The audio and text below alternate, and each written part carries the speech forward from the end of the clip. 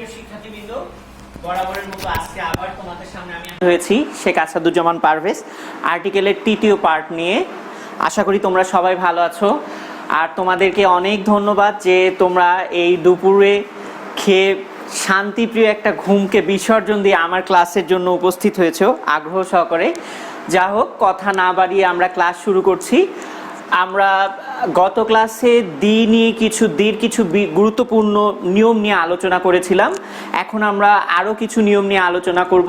আমি এর আগেই বলেছি দির কিন্তু অনেকগুলো নিয়ম রয়েছে। আমরা মূলত যেই নিয়মগুলো সবচেয়ে বেশি ব্যবহারযোগ্য বা ব্যবহৃত হয়, আমরা সেই নিয়মগুলো এবং কঠিন মনে হয়, তোমাদের কাছে দুর্বোধ্য মনে হয়, আমরা সেই বিষয়গুলো নিয়েই মূলত আলোচনা করছি। যা হোক, আমরা কথা না বাড়িয়ে ক্লাস শুরু করি। প্রথমে অনেকে বলছো যে আমি শুধু নিয়মগুলো মুখে বলে দেই আর উদাহরণগুলো লিখে বোঝাই দেই, কিন্তু নিয়মগুলো আমি জাস্ট মুখে বলে দেই, এতে অনেকের সমস্যা হয়েছে। তো যাই হোক, আমি নিয়মগুলো ছোটোখাটো করে লিখে দেওয়ার চেষ্টা করব, বিশেষ করে যেগুলো কঠিন নিয়ম হবে। একটা জিনিস জানো, আমরা বিশেষ করে যেমন মর্নিং,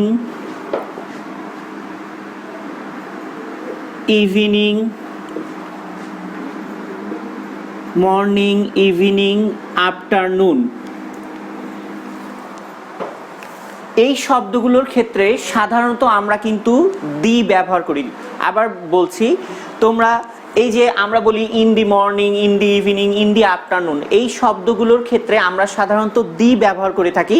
কিন্তু তোমরা এটাও জেনে রাখবে যে এগুলোতে অনেক সময় ক্রস ব্যবহার হয়, এগুলো দি ব্যবহার হয় না। এগুলোর কিছু বিশেষ নিয়ম রয়েছে। এখন আমাদেরকে ক্রসের নিয়মও শিখতে হবে, কারণ আমাদের ক্রসেরও ব্যবহার রয়েছে। তো আমি একটু তফাৎটা দেখাই দিই যে কখন আমরা মর্নিং ইভিনিং এর পূর্বে দি ব্যবহার করব এবং কখন আমরা দি ব্যবহার করব না। Example, I went there in the evening. I went there in the evening. এখানে দেখো, এখানে আমরা কিন্তু ইভিনিং এর ক্ষেত্রে দি ব্যবহার করেছি। এখন আমি একটা সেন্টেন্স দেখাবো যেখানে আমরা ইভিনিং এর পূর্বে অ্যাজ ইউজুয়াল আমরা দি ইউজ করি না। I went there at evening. এখানে আমরা অবশ্যই ক্রস ইউজ করব। তাহলে I went there at evening, এখানে আমরা কি করেছি? এখানে আমরা ক্রস ব্যবহার করেছি। এখন একটা জিনিস খেয়াল করো, অনেকে এখন চিন্তা করতেছো ভালো তো ইজি টেকনিক রয়েছে যে কখন আমরা এই মর্নিং ইভিনিং এবং আফটারনুনের ক্ষেত্রে কখন দি ব্যবহার করব, কখন ক্রস ব্যবহার করব। সহজ বুদ্ধি আমিও বলে দেই, সহজ একটা বুদ্ধি আছে। যখনই দেখবা মর্নিং ইভিনিং আফটারনুন এগুলোর পূর্বে ইন থাকবে, তখন আমরা দি ব্যবহার করব। কিন্তু এই শব্দগুলোর পূর্বে যখন অ্যাট প্রিপোজিশন থাকবে, তখন সেক্ষেত্রে আমাদেরকে অবশ্যই ক্রস ইউজ করতে হবে। এখন কথা হচ্ছে যে যখন তুমি এইগুলোর পূর্বে কখন তোমরা অ্যাড ব্যবহার করবে, এগুলোর কিন্তু কারণ আছে। এই যে এখানে ইভিনিং, মর্নিং এবং আফটারনুন, এইটির পূর্বে যে আমি এখানে ইভিনিং এর পূর্বে এখানে আমি অ্যাট ইউজ করলাম, এটা আসলে কি অর্থ প্রকাশ পেল, এটার একটু তফাৎ রয়েছে। তো যা হোক, আমরা যখন প্রিপোজিশন নিয়ে যদি কখনো আলোচনা করি, তাহলে সেক্ষেত্রে তখন আমরা বলবো যে ইন দি ইভিনিং হলে কি তফাৎ আর অ্যাট ইভিনিং হলে কি তফাৎ হয়। তো তাহলে খেয়াল রাখবে, মর্নিং ইভিনিং আফটারনুন এগুলোর পূর্বে ইন থাকলে তখন দি ব্যবহার করবে, আর যদি এগুলোর পূর্বে অ্যাট থাকে তাহলে সেক্ষেত্রে অবশ্যই ক্রস ব্যবহার করতে হবে। এরপরে নেক্সট নিয়ম,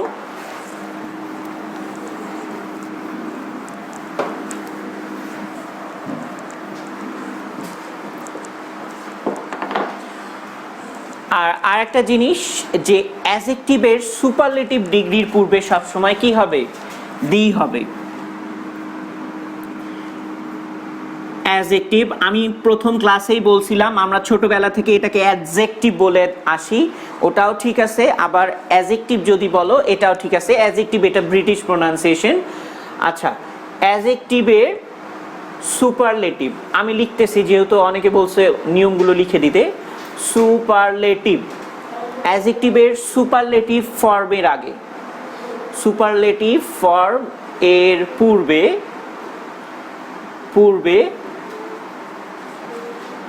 দি বসবে, দি অথবা দা। আমি এর আগে বলছি কখন দি কখন দা উচ্চারণ করতে হবে।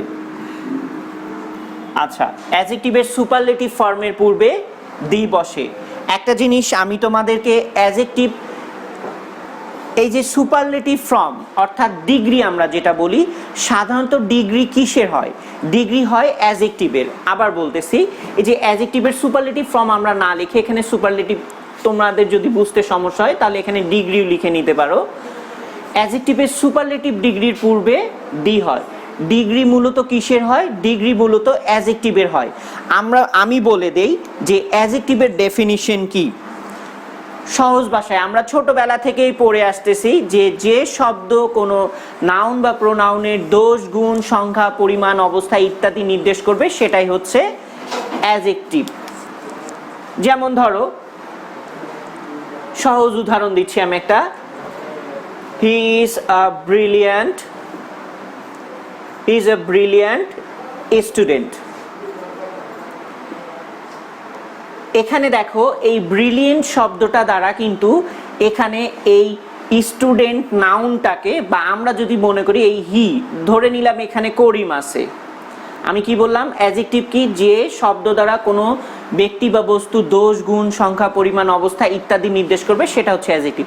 এখানে ব্রিলিয়ান্ট বলতে করিমের একটা গুণকে বুঝিয়েছে, যে করিম কেমন, করিম হচ্ছে একজন মেধাবী স্টুডেন্ট। তো যাই হোক, এখানে ব্রিলিয়ান্ট দ্বারা করিমের একটা গুণ বুঝিয়েছে, এই জন্য ব্রিলিয়ান্ট শব্দটা এখানে অ্যাডজেক্টিভ। এখন দেখো তোমাকে কিন্তু অ্যাডজেক্টিভ চিনতে হবে, অ্যাডজেক্টিভ না চিনলে তুমি এই নিয়মটা পারবে না। তাহলে যে শব্দ দ্বারা নাউন বা প্রোনাউনের দোষ, গুণ, সংখ্যা, পরিমাণ, অবস্থা ইত্যাদি বোঝাবে সেটি হচ্ছে অ্যাডজেক্টিভ। এখন বলা হয়েছে একটা জিনিস খেয়াল রাখবা, অ্যাডজেক্টিভের তিনটা ফর্ম আছে, একটা হচ্ছে পজিটিভ ফর্ম, কম্পারেটিভ ফর্ম, আর হচ্ছে সুপারলেটিভ ফর্ম। এখন অ্যাডজেক্টিভের পজিটিভ ফর্মের আগে কিন্তু দি বসবে না, অ্যাডজেক্টিভের কম্পারেটিভ ফর্মের পূর্বেও দি বসবে না। অ্যাডজেক্টিভের কোন ফর্মের আগে দি বসবে, অ্যাডজেক্টিভের সুপারলেটিভ ফর্মের আগে দি বসবে। এখন অ্যাডজেক্টিভের সুপারলেটিভ ফর্মের, তাহলে কি বললাম, অ্যাডজেক্টিভের সুপারলেটিভ ফর্মের পূর্বে দি বসবে। এখন তুমি চিনবে কিভাবে যে অ্যাডজেক্টিভের, সব কিছুরই কিন্তু শর্টকাট কিছু টেকনিক রয়েছে, তুমি চিনবে কিভাবে যে কোনটি অ্যাডজেক্টিভের সুপারলেটিভ ফর্ম, চেনার উপায় আছে। মনে রাখবে, adjective plus EST equal superlative. আমি শর্টকাট টেকনিক বলে দিচ্ছি এটা। আচ্ছা, তাহলে অ্যাডজেক্টিভ প্লাস ইএসটি অর্থাৎ অ্যাডজেক্টিভের শেষে ইএসটি থাকবে, তাহলে হবে সুপারলেটিভ। আবার দেখো, এমওএসটি প্লাস অ্যাডজেক্টিভ ইকুয়াল সুপারলেটিভ। তাহলে কোন অ্যাডজেক্টিভের শেষে ইএসটি থাকলে ওটা সুপারলেটিভ হবে।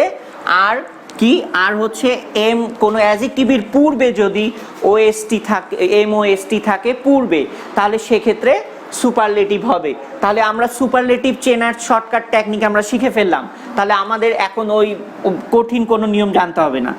এখন দেখো, আমি এবার একটা সেন্টেন্স দেই।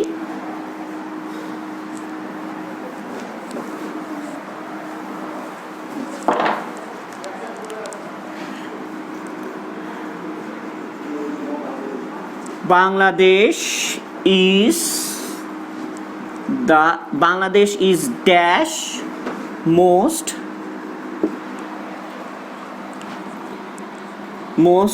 eye-catching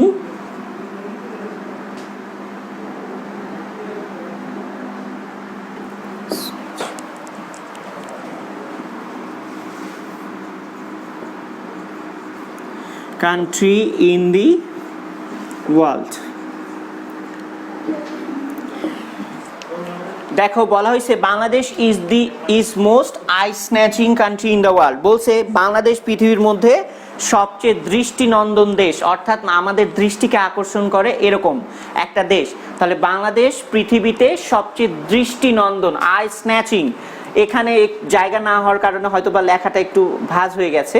স্ন্যাচিং আমি বানানটা লিখে দিচ্ছি আবার, SNATCHING, আই স্ন্যাচিং মানে হচ্ছে দৃষ্টিনন্দন, বা আমরা যেটাকে বলি নজর কাড়া, এটাকে এভাবেও বলতে পারো, আই ক্যাচিংও বলা যায়।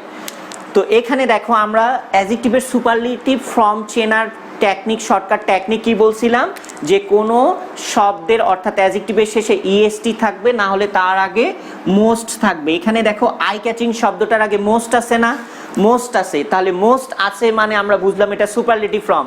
তো আমাদেরকে এখানে কি লিখতে হবে, ওখানে আমাদের দি লিখতে হবে। তাহলে যদি কোনো অ্যাডজেক্টিভের শেষে ইএসটি বা মোস্ট থাকে আমরা বুঝবো ওটি সুপারলেটিভ ফর্ম, আর সুপারলেটিভ ফর্মের পূর্বে অবশ্যই দি হবে।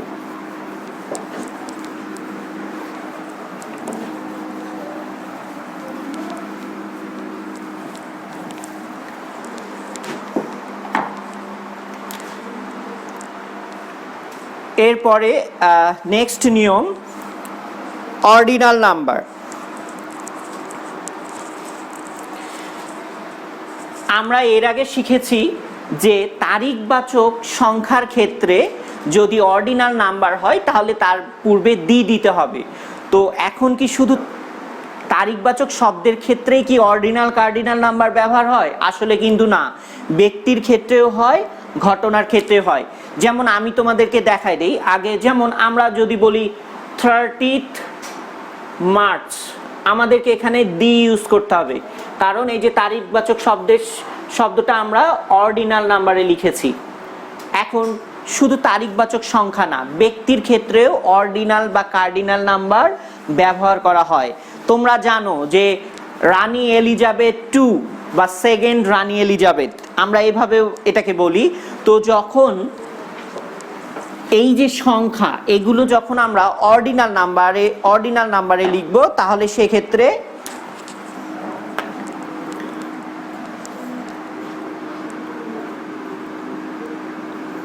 হ্যাঁ, নিয়মটা তোমরা এভাবে লিখতে পারো, যদি কোনো ব্যক্তির নামের শেষে বা নামের সাথে, যদি কোনো ব্যক্তির নামের সাথে পদবিবাচক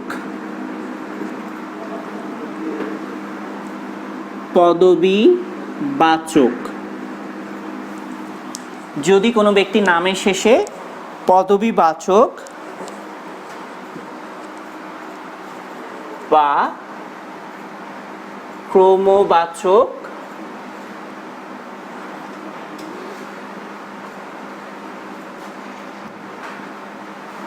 সংখ্যা থাকে তবে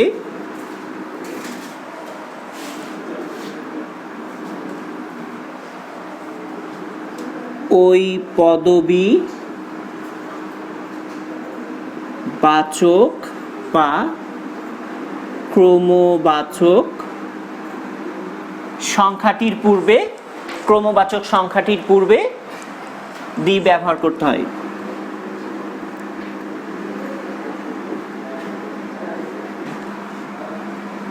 পূর্বে দি ব্যবহার করতে হয় বা ব্যবহৃত হয়। এবার আমরা দেখি, উদাহরণ দেই, উদাহরণ দিলে বিষয়টা অনেক ক্লিয়ার হয়ে যাবে।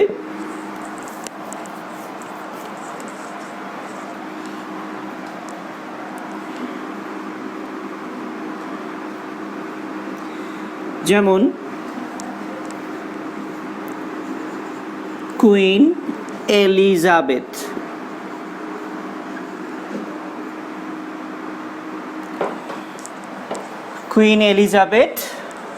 আমরা এটাকে দুভাবে লিখতে পারি। যেমন এখানে এ রোমান সংখ্যায় 2ও দিতে পারি, অথবা আমরা এটাকে ক্রমবাচক সংখ্যা এভাবে লিখতে পারি, সেকেন্ড।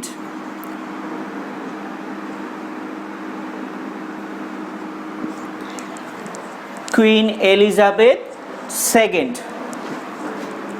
is a very অথবা is quite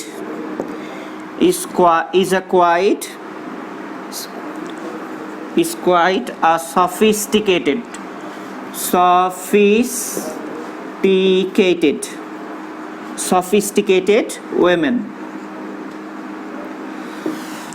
আচ্ছা, queen Elizabeth the second, sophisticated মানে রুচিশীল।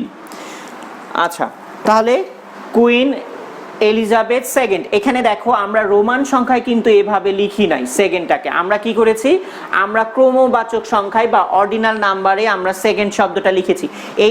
এই নিয়মটা আমরা এর আগের ক্লাসে শিখেছি। তো এরকম যদি পদবিবাচক কোনো শব্দ কোনো ব্যক্তির নামের সাথে থাকে তাহলে কিন্তু ওটার আগে অবশ্যই দি হবে। এই যে আমরা সেকেন্ড এখানে লিখেছি, তাহলে এইটার সাথে আমাদেরকে অবশ্যই কি ব্যবহার করতে হবে, ডি ব্যবহার করতে হবে, যেহেতু এটা অর্ডিনাল নাম্বারে লেখা আছে। আর আমি গত ক্লাসে বলেছিলাম যে অর্ডিনাল নাম্বার আমি কিন্তু কিছু কিছু নিয়মের শর্টকাট টেকনিক তোমাদেরকে শিখিয়েছি, যে অর্ডিনাল নাম্বার চেনার উপায় কি, কোনো সংখ্যাবাচক শব্দের শেষে এসটি থাকবে, এনডি থাকবে, আরডি থাকবে অথবা টিএইচ থাকবে।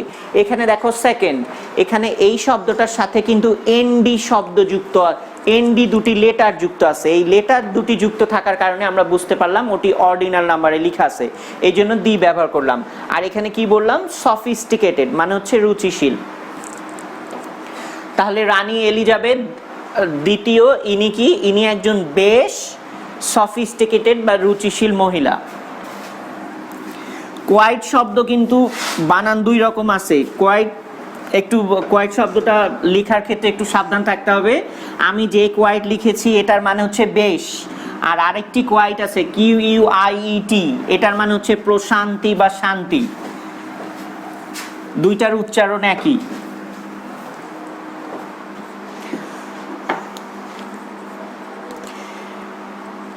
এরপরে অ্যাবস্ট্রাক্ট কোয়ালিটি।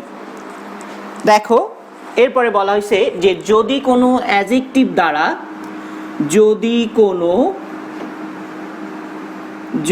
কোনো অ্যাডজেক্টিভ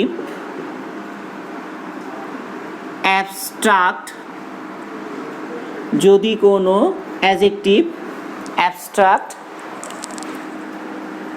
নাউন অর্থে ব্যবহৃত হয়, অ্যাবস্ট্রাক্ট নাউন অর্থে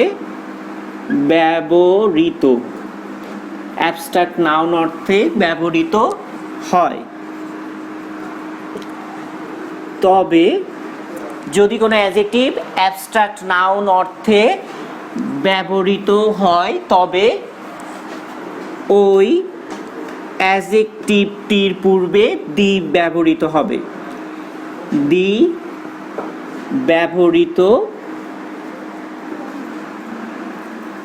হবে। আচ্ছা, এবার আমরা দেখি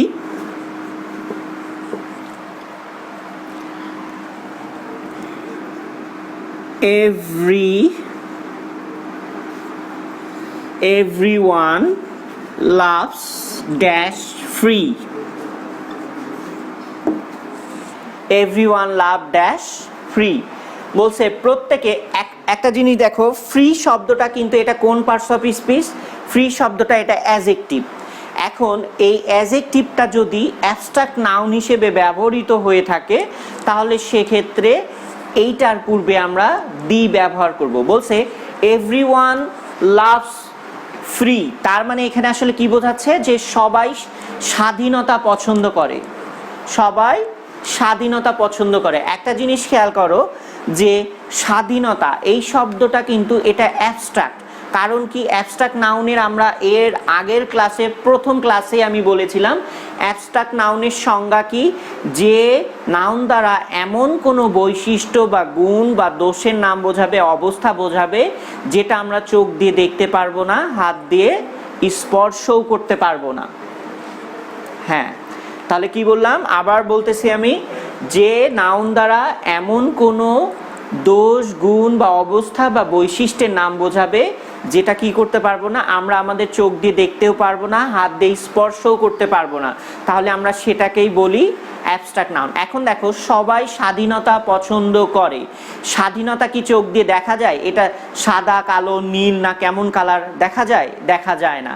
আবার স্বাধীনতাকে কি তুমি এই যে এই কলমটার মতো আমি যেমন ধরে আছি ধরতে পারবে? স্বাধীনতাকে ধরতে পারবে না। তার মানে এটা হচ্ছে স্বাধীনতা জিনিসটা হচ্ছে অ্যাবস্ট্রাক্ট নাউন, এটাকে চোখেও দেখা যাবে না, ধরাও যাবে না, সাদা, কালো, নীল এরকম কিছুই না, দেখতেও পারবে না, ধরতেও পারবে না। তাহলে এই স্বাধীনতাটা অ্যাবস্ট্রাক্ট নাউন। তাহলে এখানে দেখো, এখানে এই যে এই শব্দটা মূলত কোন পার্টস অফ স্পিচ? অ্যাডজেক্টিভ, কিন্তু এটা ব্যবহার হয়েছে অ্যাবস্ট্রাক্ট নাউন অর্থে। বলছে সবাই স্বাধীনতা পছন্দ করে। ফ্রি, ফ্রি মানেই স্বাধীন, ওই একই কথা। বলছে সবাই স্বাধীনতা পছন্দ করে, তাহলে এখানে অ্যাডজেক্টিভ শব্দটা অ্যাবস্ট্রাক্ট নাউন হিসেবে ব্যবহার হয়েছে। এই জন্য এইটার আগে অবশ্যই আমরা কি ব্যবহার করব? দি ব্যবহার করব। এই জন্য আমরা এখানে দি ব্যবহার করব। তুমি যদি বুঝতে পারো তাহলে তুমি ইচ্ছা মতো অনেক সেন্টেন্স মেকিং করতে পারবে। যেমন আমি যদি এরকম বলি যে he loves beautiful, he loves beautiful. এখন দেখো, এখানে বিউটিফুল শব্দটা আমরা জানি অ্যাডজেক্টিভও চেনার কিছু উপায় আছে, যেমন কোনো শব্দের শেষে ফুল থাকবে, আইএনজি থাকবে, টিভ থাকবে, লেস থাকবে, অ্যাবল থাকবে, এরকম আরও অনেক নিয়ম আছে। এলওয়াই থাকবে, এলওয়াই থাকলে অ্যাডভার্বও হয়। তো সেই ক্ষেত্রে সেগুলো হচ্ছে অ্যাডজেক্টিভ। দেখো, আমি যদি বলি হি লাভস বিউটিফুল, এখানে আসলে বিউটিফুল শব্দটা বলতে আমি আসলে বিউটিফুল কোনো কিছুকে বলিনি, শুধু স্পেসিফিক কোনো কিছুকে বলিনি, বলা হয়েছে সে সৌন্দর্য ভালোবাসে। হি লাভস বিউটি, এখানে বিউটিফুল শব্দটা বিউটি অর্থে ব্যবহার হয়েছে। তাহলে সে এইরকম যখন কোনো অ্যাডজেক্টিভ অ্যাবস্ট্রাক্ট নাউন অর্থে ব্যবহার হবে, এটা যেটা আমি বললাম, তাহলে এরকম যদি কোনো অ্যাডজেক্টিভ অ্যাবস্ট্রাক্ট নাউন হিসেবে ব্যবহার হয় বা অর্থ প্রকাশ করে, তবে আমরা ওই অ্যাডজেক্টিভটির পূর্বে দি ব্যবহার করব।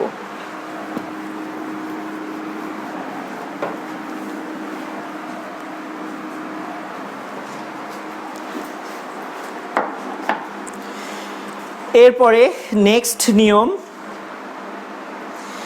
যে কমন নাউন যদি কি নির্দেশ করে? কমন নাউন যদি অ্যাবস্ট্রাক্ট কোয়ালিটি নির্দেশ করে। কমন নাউন, আমরা নিয়মটি আগে লিখে নেই একটু। যদি কোনো কমন নাউন, যদি কোনো কমন নাউন অ্যাবস্ট্রাক্ট নাউন হিসেবে ব্যবহৃত হয়, যদি কোনো কমন নাউন অ্যাবস্ট্রাক্ট নাউন হিসেবে ব্যবহৃত হয়, অর্থাৎ কমন নাউনটি অর্থ কেমন প্রকাশ করবে? অ্যাবস্ট্রাক্ট নাউনের মতো অর্থ প্রকাশ করবে। এখন দেখো, আমরা একটা জিনিস খুব বুঝতে পারছো, বা তোমরাও একটা জিনিস খুব ভালো বুঝতে পারছো, যে আর্টিকেলের ক্ষেত্রে কিন্তু আমাদের এই যে নাউনের ক্লাসিফিকেশনগুলো এবং নাউনের বৈশিষ্ট্যগুলো, এগুলো জানা কিন্তু অত্যন্ত জরুরি। এখন দেখো, কমন নাউন কিভাবে অ্যাবস্ট্রাক্ট নাউন হিসেবে ব্যবহার হয় বা অর্থ প্রকাশ করে। এক্সাম্পল আমি দিচ্ছি, I saw mother in her. একটা জিনিস খেয়াল করো, মাদার শব্দটা কিন্তু কমন নাউন। মাদার শব্দটা কোন হিসেবে কমন নাউন? একটা জিনিস, যে মাদার, আমি বলছিলাম শর্টকাট একটা ট্যাকটিক, যে শব্দটা বা যে নাউনটা যে কোনো ক্ষেত্রে ব্যবহার করা যাবে। যেমন মাদার, আমি আমার মাকে বলি মাদার, তুমি তোমার মাকে বলো মাদার, আর একজন তার মাকে বলে মাদার। এই পৃথিবীতে প্রত্যেকটা সন্তান তার মাকে মাদার বলে। তার মানে মাদার শব্দটা পৃথিবীতে সব মার ক্ষেত্রে ব্যবহার করা যাবে। এই জন্য মাদার শব্দটা হচ্ছে কমন নাউন। আমি আবার বলছি, আমি কিন্তু বলেছিলাম যে কমন নাউন বোঝার উপায় কি?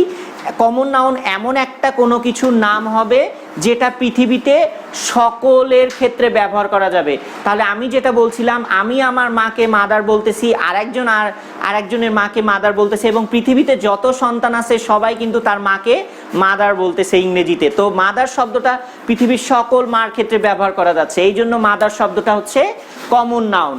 এখন দেখো, এখন এই কমন নাউন কিভাবে অ্যাবস্ট্রাক্ট নাউন অর্থে ব্যবহৃত হলো, এখানে যেমন বলা হয়েছে, আমি কিন্তু আবারও বলছি অ্যাবস্ট্রাক্ট নাউনের ডেফিনিশন কিন্তু মনে রাখতে হবে। একটু আগে আমি বললাম যা চোখ দিয়ে দেখা যাবে না, স্পর্শ করা যাবে না হাত দিয়ে, বলছে I saw the mother in him. আমি যদি বলি, এখানে কিন্তু বলা যাবে না যে আমি তার মধ্যে মাকে দেখেছিলাম, এখানে তার মধ্যে মাকে না, এখানে বলা হয়েছে যে আমি তার মধ্যে মাতৃসুলভ আচরণ দেখেছিলাম, আমি তার মধ্যে মাতৃসুলভ। মনে করো তোমার খালা তোমাকে তোমার মার মতোই, তোমার মা ধরো তোমার মা মারা গেছে বা তোমার মা অন্য কোথাও গেছে, তোমাকে তোমার খালার কাছে রেখে গেছে, তোমার খালা তোমার মা যেমন তোমাকে আদর যত্ন স্নেহ করতো ঠিক তেমনই করে।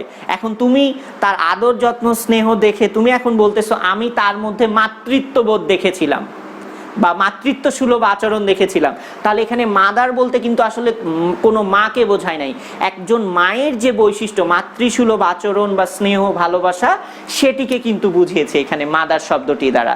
তাহলে এই জন্য এখানে আর মাতৃসুলভ আচরণ বা ভালোবাসা, ভালোবাসা মানে কি, স্নেহ মানে কি, এটা তুমি দেখতেও পারবা না, স্পর্শ করতে পারবা না, জাস্ট তোমাকে একজনের আচার আচরণ দেখে অনুভব করে নিতে হবে, বুঝে নিতে হবে যে সে তোমাকে ভালোবাসে কিনা বা স্নেহ করে কিনা। তাহলে আই স দ্য মাদার। বা মনে করো তোমার কোনো এক বড় ভাই পরিচিত, সে তোমাকে তোমার নিজের ভাইয়ের মতোই আদর স্নেহ করে, তখন তুমি বলতে পারো যে তার আদর স্নেহ দেখে তোমার হয়তো বা মনে হয়েছে যে সে তোমাকে তোমার নিজের ভাইয়ের মতো আদর স্নেহ করে। তুমি বলতে পারো যে I found the brother in him, আমি তার মধ্যে ভাতৃসুলভ আচরণ দেখেছিলাম। এখানে ব্রাদার বলতে আসলে তুমি তোমার ভাইকে দেখছো ওরকম না, ভাইয়ের আচরণকে দেখছো। আমি আরেকটা উদাহরণ দিই, I found the brother in him. তাহলে মনে রাখতে হবে কমন নাউন কিন্তু বুঝতে হবে। সবাই তার ভাইকে ইংরেজিতে ব্রাদার বলেই ডাকে, তাহলে পৃথিবীতে এই ব্রাদার শব্দটা সব ভাইয়ের ক্ষেত্রেই ব্যবহার করা যাবে, এই জন্য কমন নাউন। তাহলে কমন নাউনটা যখন অ্যাবস্ট্রাক্ট নাউন অর্থে ব্যবহৃত হবে তখন আমরা ওই কমন নাউনটির পূর্বে অবশ্যই দি ব্যবহার করব।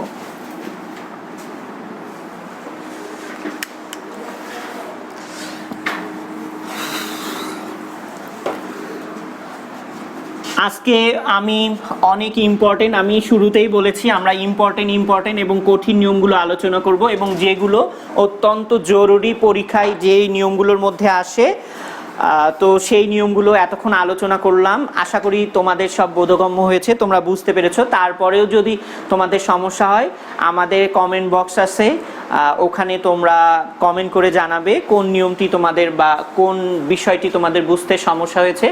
আমরা ইনশাল্লাহ নেক্সট ক্লাসে সেগুলো সলভ করার চেষ্টা করব। তো সবাই ভালো থাকবে, সুস্থ থাকবে, সবার সুস্বাস্থ্য কামনা করছি। আল্লাহ হাফিজ।